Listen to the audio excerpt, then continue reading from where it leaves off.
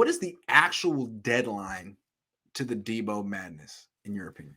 Yeah. So everybody keeps talking about, well, these guys get paid in June and July. And now we're going to hear about this. It's going to drag on for months and months and months.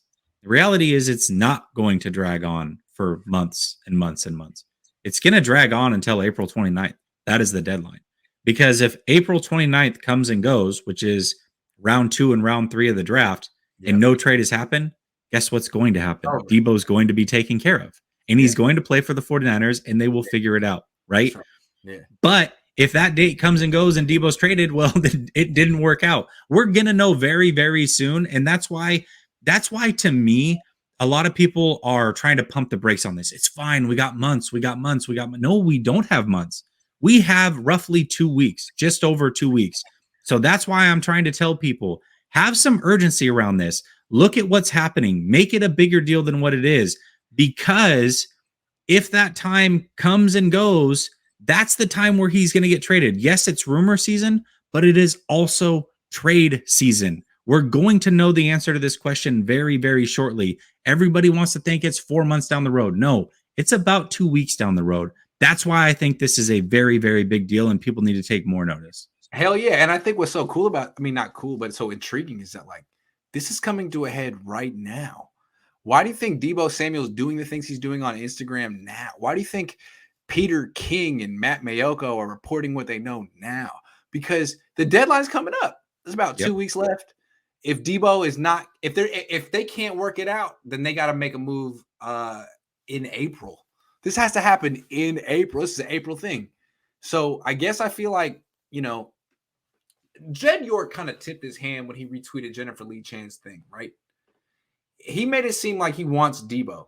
So that's helping Deebo in negotiations, right? If I were Deebo, sure. I'd be like, oh, let's go. Are you sure your owner wants to let this fall apart? So this should be okay.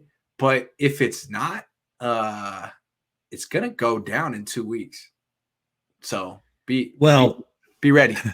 I have to look at that from the other side, though, too, Grant.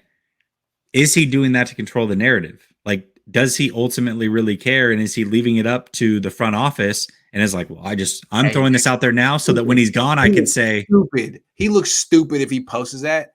If he posts that and they trade him, like, dude, do you even know what's going on with your own team? I'm saying it's a bad. But at the same time, if it happens, Grant, what can he say?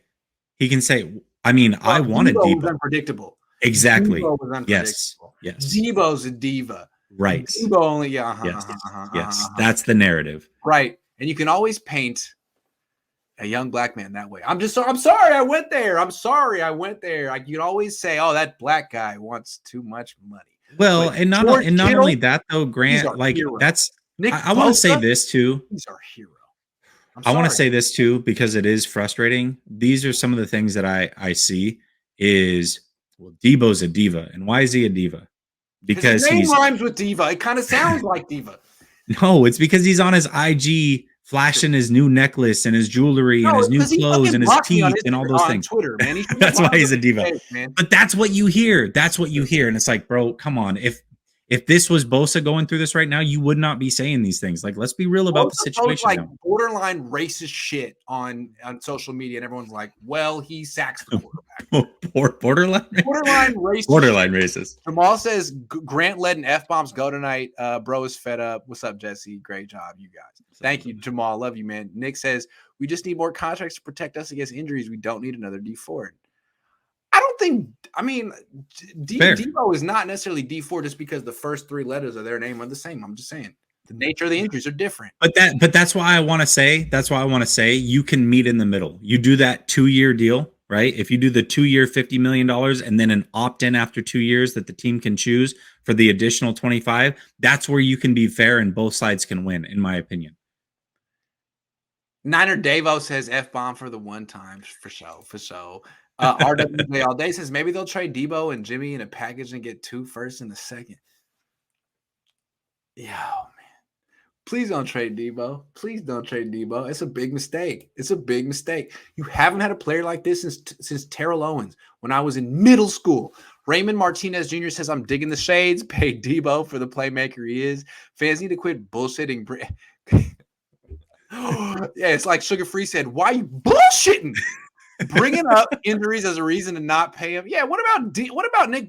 That's how you know it's invalid. Like, you only use that against Deebo, but not Nick Bosa. Like, come on. Well, we talked about Trent Williams last year, by the way, too, who has not been picture perfect health. This is a guy, and tumor aside, right? Like that's a whole different deal. Yeah, there you go. Different. That's right. Tumor aside, that's a whole different deal. But we talked about how Trent Williams misses multiple games every year, right? They didn't have a problem paying him. So thanks. Rib916 says, thanks. We've wanted to know for years. Did Cap split the locker room by dating Nessa? Was that our demise? Yeah, Cap was good at splitting the locker room. Cap was a better quarterback than Jimmy Garoppolo, but Jimmy, like, on the field. But Jimmy has this like galvanizing thing that Cap didn't have. Cap was divisive. I'm sorry, that's the way it was. But yeah, Cap was a better quarterback than him. Yeah, I don't think that's debatable.